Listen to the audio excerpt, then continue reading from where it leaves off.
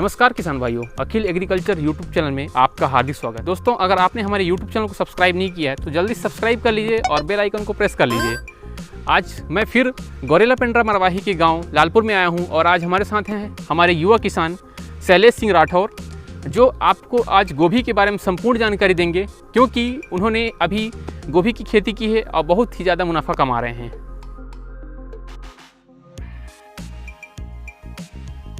नमस्कार किसान भाई, मैं शैलेश कुमार राठौर, ग्राम लालपुर से, पेंड्रा रोड। भैया, मैं आपकी फील्ड में आया हूँ। आपने बहुत ही अच्छे तरीके से गोभी की खेती की है और अभी के डेट में जो अगेती किस्म की आप खेती कर रहे हैं गोभी का, बहुत ही कम किसान करते हैं। ज़्यादातर किसान बाद में खेती करते हैं जब मक्की की कटाई हो जाती है उसके बाद।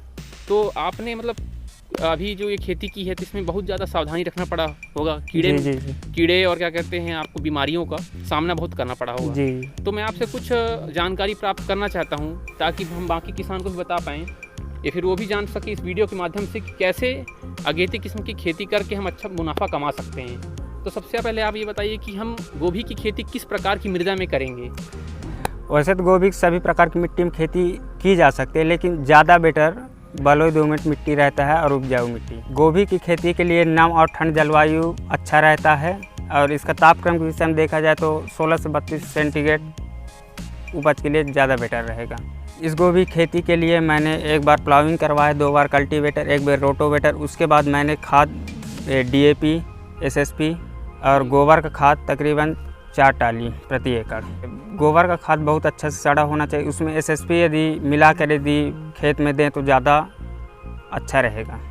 मैंने गोभी के खेती में ड्रिप और मल्चिंग बिछाकर खेती किया है, जिससे मुझे खरपतवार के विषय में ज़्यादा दिक्कत नहीं आया और अच्छे से नियंत्रण हो गया। किसान भाइयों, मैंने गोभी के सुप्रीम श्वेता और कार्तिकी दुर्गा 2 वैरायटी इसको यूज़ किया है मैंने।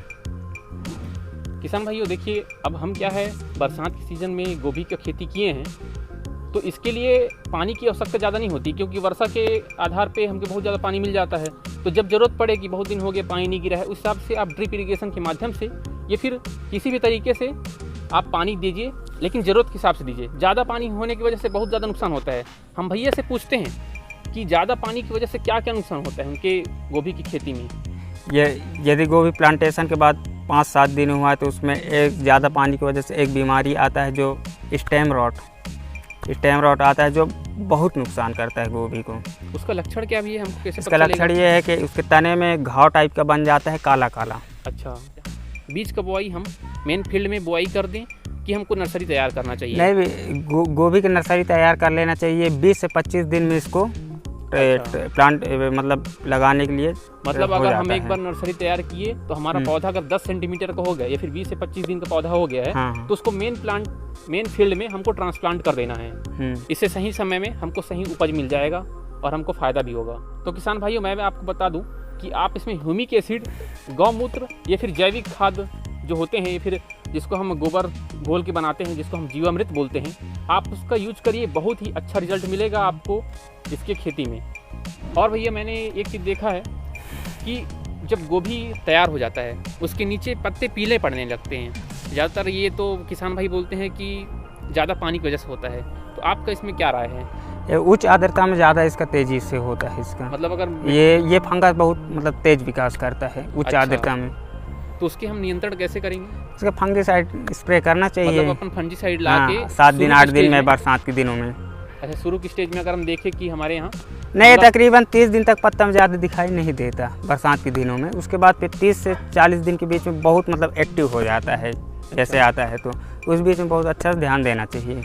में आप जो खेती किए हैं मल्चिंग और ड्रिप का यूज करके, तो पौध से पौध की दूरी और कतार से कतार दूरी कितनी होनी चाहिए या फिर आपने कितना रखा है?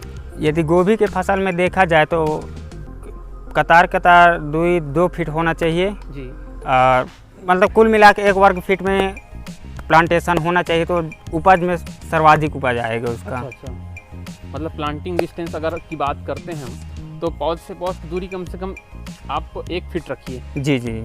और कतार की दूरी आप अपने चलने के हिसाब से, आपको चलने में सहूलियत हो, हाँ, तो हिसाब से आप कतार दूरी रख सकते हैं जी।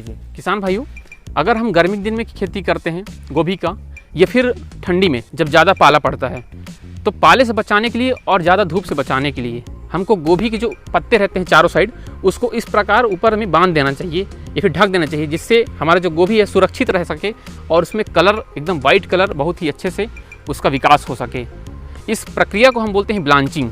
किसान भाइयों, हम उपज की बात करते हैं, क्योंकि अभी तो जो भैया खेती किए हैं, शैलेश भैया गोभी की, उन्होंने इसमें 50 से 60 कुंटल उपज का अनुमान लगाया है और ये बहुत ही ज़्यादा और बहुत ही अच्छा उत्पादन है।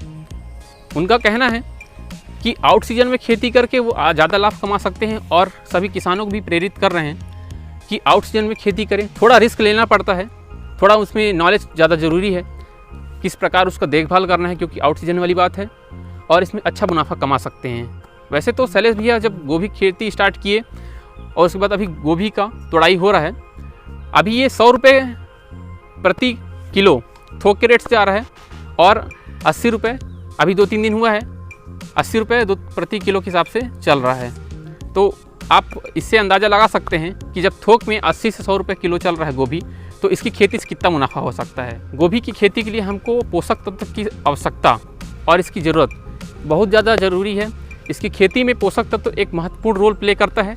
बोरान की कमी ना हो पाए, इसलिए आप बोरान का छिड़काव करते रहिए। बोरान पोषक तत्व का स्प्रे आप 300 ग्राम प्रति एकड़ के हिसाब से स्प्रे करिए और आपका फसल बहुत ही अच्छे से होगा। तो दोस्तों, अगर आपको ये वीडियो अच्छा लगे तो लाइक करिए, कमेंट करके बताइए कि आपको किस टॉपिक पे नेक्स्ट वीडियो चाहिए।